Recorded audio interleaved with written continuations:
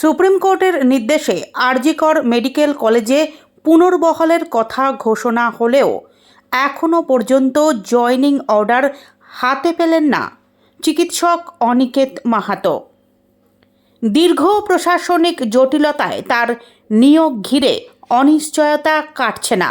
এ বিষয়ে বুধবার বিকেল 4টে নাগাদ সল্টলেকে স্বাস্থ্য ভবনের সামনে সংবাদ মাধ্যমের মুখোমুখি হয়ে অনিকেত মাহাতো প্রশ্ন তোলেন। আজ আমরা এসেছিলাম, আপনারা জানেন আমাদের যে পোস্টিং নিয়ে যে সংক্রান্ত যে সমস্যা ছিল, সিঙ্গেল বেঞ্চ ডিভিশন বেঞ্চের পর সুপ্রিম কোর্ট 11ই ডিসেম্বর সুনির্দিষ্ট নির্দেশিকা দিয়েছিল স্বাস্থ্য ভবন এবং রাজ্য সরকারের উদ্দেশ্যে যে 14 দিনের মধ্যে, উইথিন 2 উইকসের মধ্যে, ওই দিন থেকে 14 দিনের মধ্যে আমাকে আরজি করে পোস্টিং দিতে হবে। তাহলে 11ই ডিসেম্বর থেকে আমরা যেটুকু বিদ্যা শিক্ষা এখন অর্জন করেছি সেই জায়গা থেকে আমরা দেখেছিলাম যে আজ 14 দিন সমাপ্ত হচ্ছে।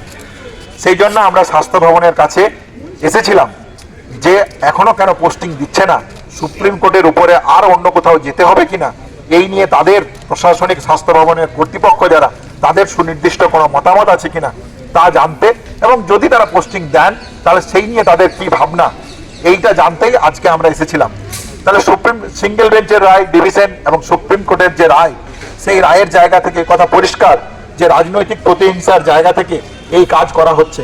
বারবার আমরা যে কথা বলেছিলাম, আজকে দেখা গেল যে পুলিশ যেভাবে আমাদের এই প্রতিনিধির যে ডেপুটেশন দেওয়ার আমাদের পরিকল্পনা ছিল তাকে যেভাবে আটকানোর চেষ্টা করলো, রাজনৈতিক প্রতিহিংসা ছাড়া আর রাজ্য সরকারের কোনো উদ্দেশ্য যে আছে বলে আমরা মনে করি না। আমরা এইটুকুর জন্যই জানতে এসেছিলাম যে আমাদের পোস্টিং নিয়ে আপনাদের কি মতামত, আপনাদের কি বক্তব্য, সেটা ডিএমই এবং প্রিন্সিপাল সেক্রেটারি স্যারের কাছে আমরা জানতে এসেছিলাম।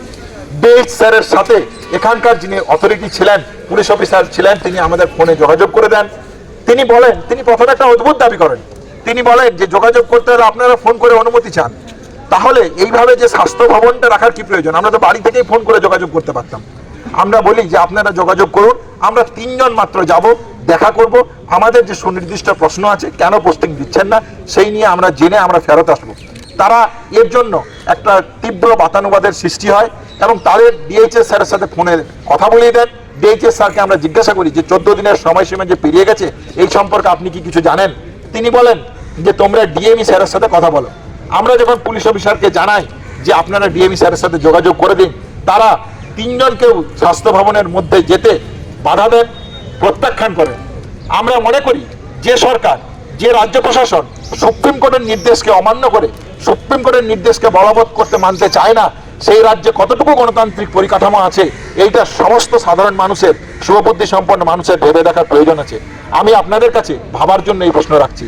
দ্বিতীয় কথা, আমি শুভবুদ্ধি সম্পন্ন মানুষের কাছে এই প্রশ্নও রাখতে চাই, সুপ্রিম কোর্টের নির্দেশ যে রাজ্য সরকার মানে না, তাহলে সেই রাজ্য সরকারের বলবৎ করা আইন, কানুন, স্বাস্থ্য ব্যবস্থা সাধারণ জনগণ মানবে কেন?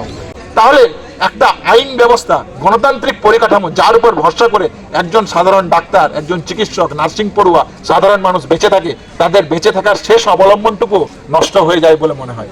যে স্বাস্থ্য ব্যবস্থার পরিকাঠামোর কথা আমরা বলছি, সুপ্রিম কোর্টের যে অর্ডার যদি এই স্বাস্থ্য ভবন না মানে, এই স্বাস্থ্য ভবনের দ্বারা পশ্চিমবাংলার স্বাস্থ্য ব্যবস্থা পরিচালিত হয়, তাহলে সেই পরিচালনটাকে বাকিরা মানবে কেন? তাহলে নিজেকে আগে মানতে হয়, নিজেকে আগে সঠিক যেটা সেটাকে মেনে নেওয়ার মন, গ্রহণযোগ্যতা তৈরি করার প্রয়োজন থাকে। তাহলে রাজ্য ঠিক এইরকম একটা পরিস্থিতির দিকে দাঁড়িয়ে আইনজীবীদের সাথে আমরা সুনির্দিষ্ট পরামর্শ করছি। সেই পরামর্শের ভিত্তিতে আমাদের পোস্টিং সংক্রান্ত মামলার যা সিদ্ধান্ত হবে সেই সিদ্ধান্ত আমরা জানাবো। কিন্তু এই রাজ্যকে কখনোই এরকম একটা অগণতান্ত্রিক পরিবেশের দিকে আমরা ঠেলে দিতে পারি না।